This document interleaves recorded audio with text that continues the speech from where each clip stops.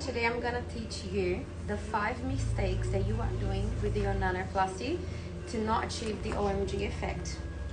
Welcome to this SOS FLORA.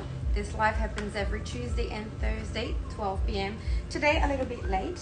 My name is MJ, I'm a nanoplasty specialist, and today I'm gonna teach you 5 things that you are doing wrong on your nanoplasty. The first one is how much product you are applying on the application. This hair is a very challenging hair, as you can see. I'm going to show you a little bit of this hair. So we left the product on for 1 hour and 10 minutes. After the 1 hour and 10 minutes, we rinse it out the hair, almost everything, so you can see that the hair is clean and it doesn't feel greasy on my hands. Then after that, the next process now is blast dry, obviously using a good heat protector. And after the blast dry, we're gonna use the iron. And as this hair is very curly on the roots, I need to use tension. So I need to use something to hold the strands. Can you see that this hair clamp holds the hair and gives the tension that I need? So I'm using 230 on her. I believe that I'll have to go 250 because her hair is quite curly on the roots. And also a very, very good tip that I can do for you. Can you move the phone closer, Isa, so you show like with your hand? Yeah. You need to see this shine and glossy look on the hair. I know that a lot of you have this result with a lot of products, but this gives me the assurance that when I wash this hair, I'm gonna have very similar results to this.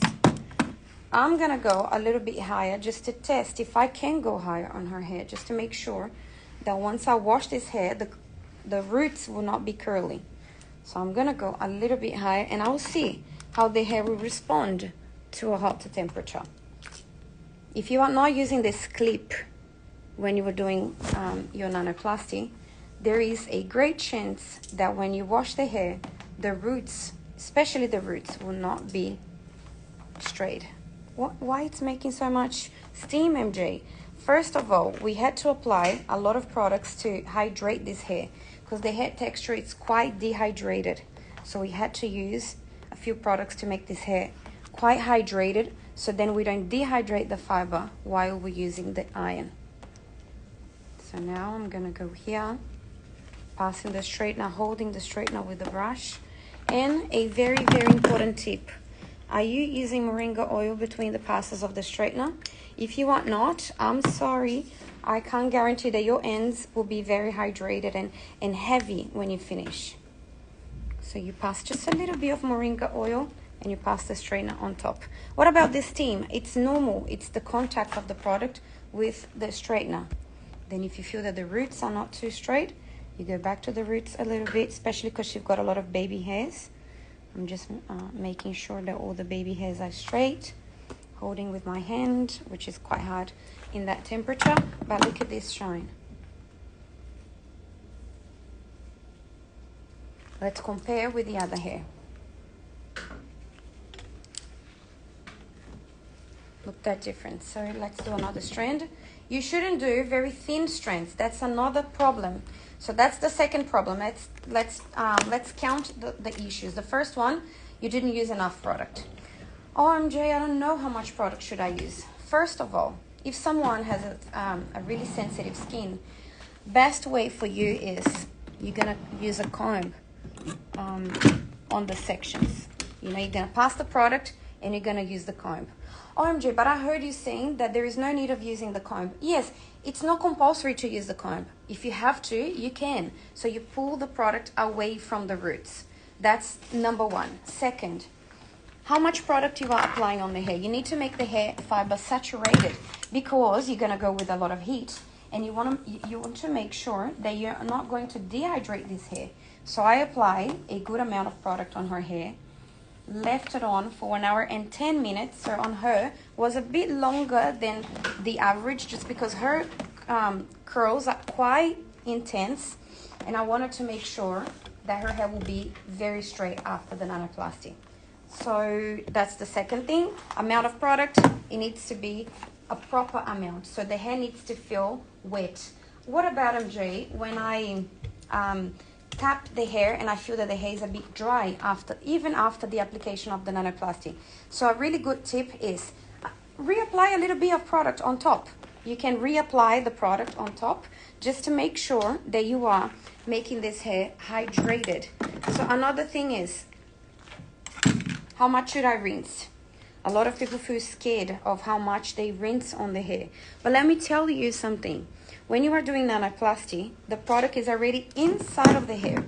What you leave on the outside, it's pretty much just enough to make the hair hydrated. And look at this shine. Look at this shine. Oh, it looks so glossy. I do it and I'm impressed.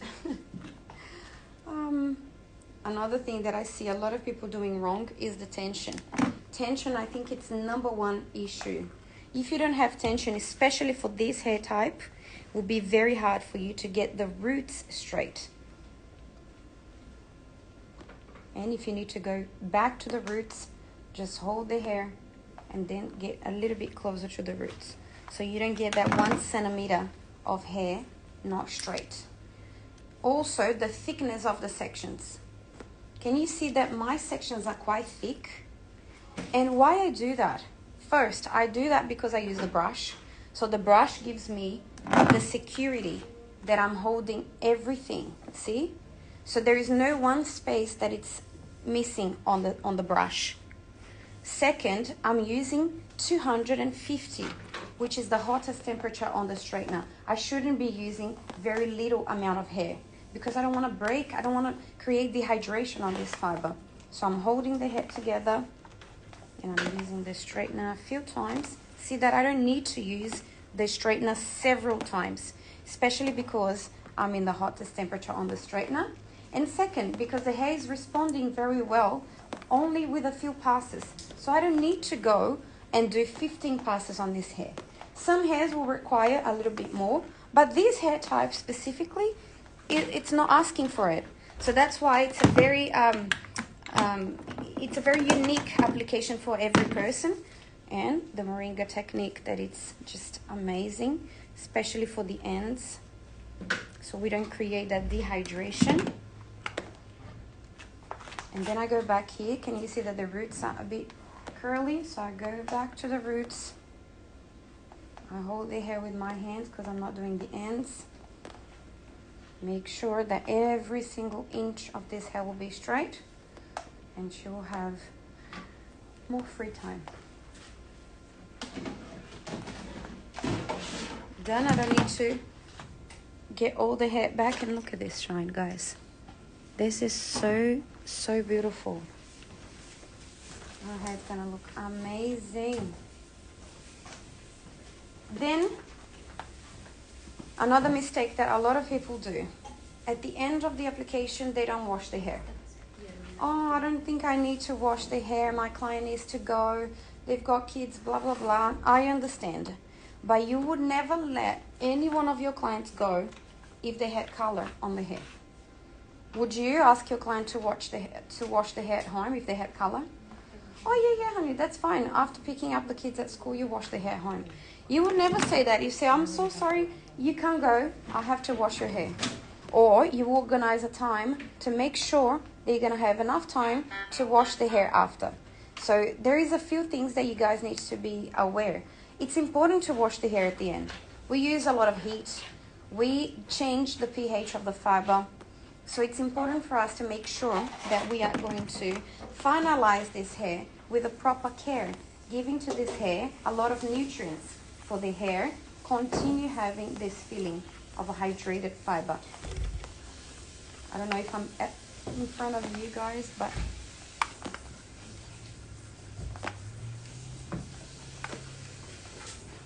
okay.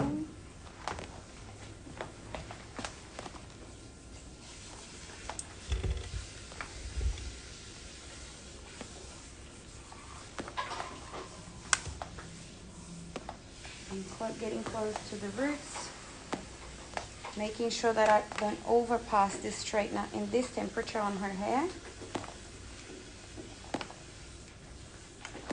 but make all the passes evenly, especially on the ends, because I feel that when the hair is curly from the top to the bottom, what happens sometimes is I see people concentrating very well on the roots and then kind of lose, you know, the strength on the hands in the middle and on the ends. And then they don't have a consistent results from top to bottom. Lisa, can you see if there is any question? Once you can.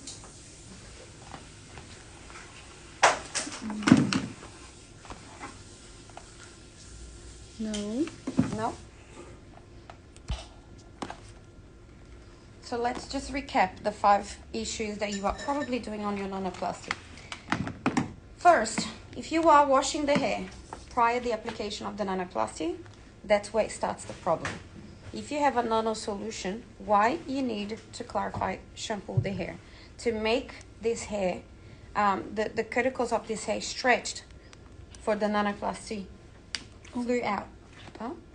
Eu mudei alguma coisa aqui. Filter? Maybe. Tá cheio de quadradinho. Huh? I think it was the filter. No.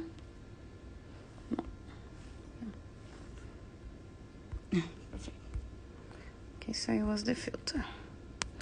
Oh, no, okay. Okay, done. Good. I went back. First, no clarifying shampoo. You understood that, right?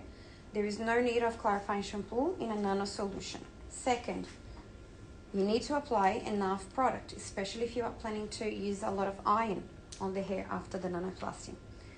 Third, you are going to rinse this hair well because you don't want to create a very steamy and very uncomfortable place for you and for your clients.